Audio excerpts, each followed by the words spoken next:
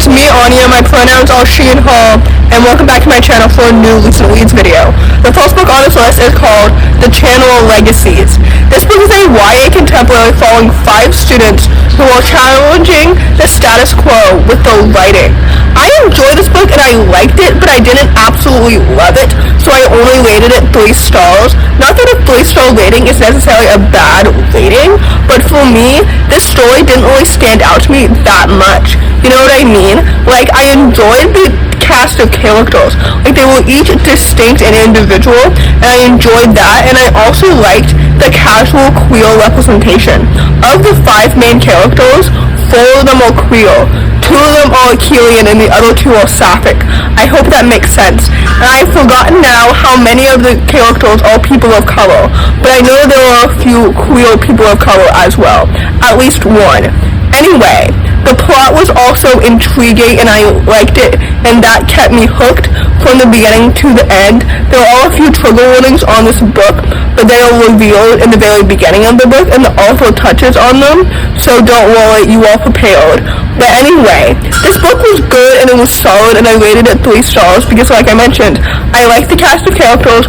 The plot was intriguing. I didn't really care for the romance that occurred between 2 of the 5 main characters because I thought that it was rushed, but I enjoyed the friendship dynamic between the 5 of them. So with that said, I wouldn't exactly recommend this book, and I won't be reading any books in the future by this author. This book met my low expectations because I DNF'd like a love story ages ago, but it did not exceed my low expectations, if that makes any sense.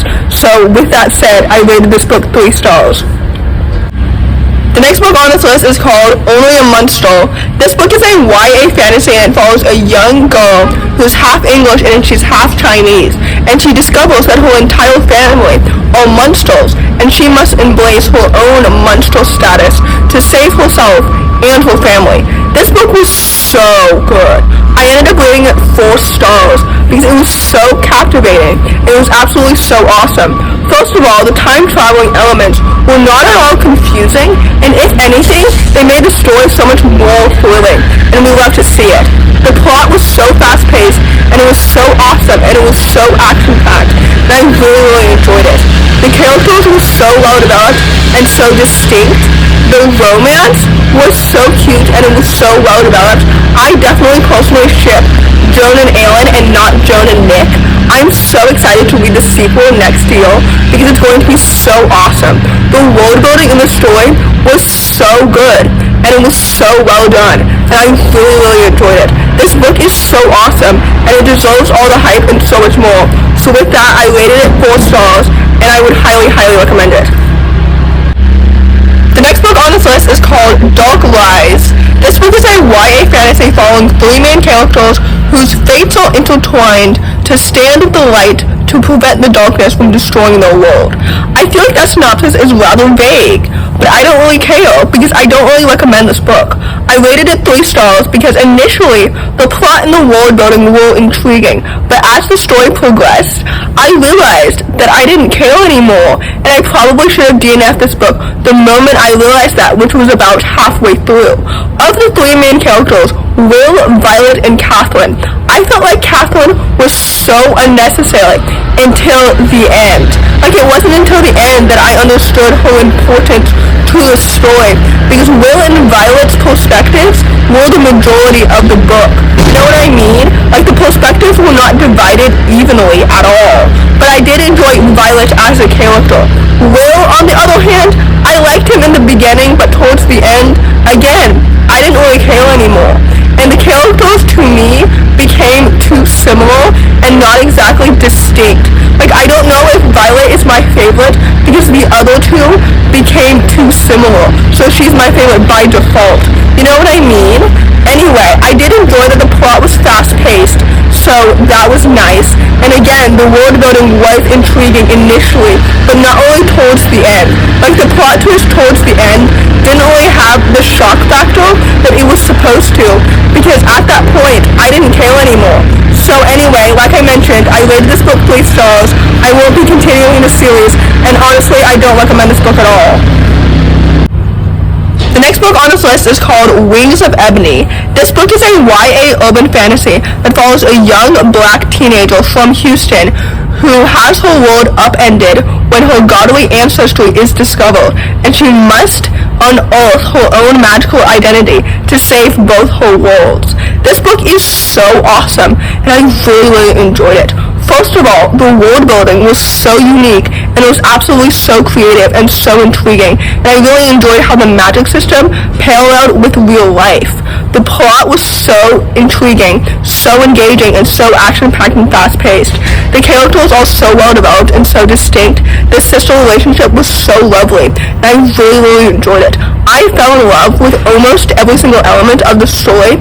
The only element that I didn't completely fall in love with was the romance, but I hope that there will be more romantic development and screen time, if that makes any sense, in the sequel, because I will be reading the sequel very, very soon. This book was so awesome, and it deserves all the hype and so much more, because I rated it 4 stars, and with that I would highly, highly recommend it.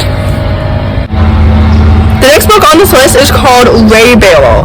This book is another YA fantasy, and it's set in a world where loyalty is more important than anything else, and it follows a young black girl who's sworn to protect somebody that she was also born to destroy. I don't know if that makes any sense at all, but honestly, I don't know how to summarize the synopsis in 2 sentences to make it make sense. You know what I mean? Anyway, this book was so good. This book is definitely worth its hype and so much more. Again, I'm so excited to read the sequel, and I will be talking about the sequel in my next Recent Reads video, most likely. I rated this book 4 stars because I really, really enjoyed it. The world building was so intricate, and it was so meticulous, and it was so awesome to read because it was so immersive and it was so engrossing. This story is absolutely so captivating. The plot was so action-packed, so fast-paced, and absolutely so intriguing. The characters are so well-developed and so distinct. I love the friendships as well as the romance because the romance was so cute and it was so well-developed. I really, really enjoyed it. I have no idea what will happen next in the sequel, especially since the sequel will conclude everything as well. I don't know how the author is going to wrap everything up, but I trust that she will do a great job because this book was so awesome. I rated this book 4 stars because I really, really enjoyed it, and with that I would highly, highly recommend it because the book is worth the hype and so much more. So, in conclusion, I would recommend the 3 books on this list that I rated 4 stars, Only a Monster, Wings of Ebony, and Raybearer. Of the 2 books that I rated 3 stars, Dark Lies and the Channel Legacies, honestly, I would recommend the Channel Legacies just because I do understand the hype behind the story.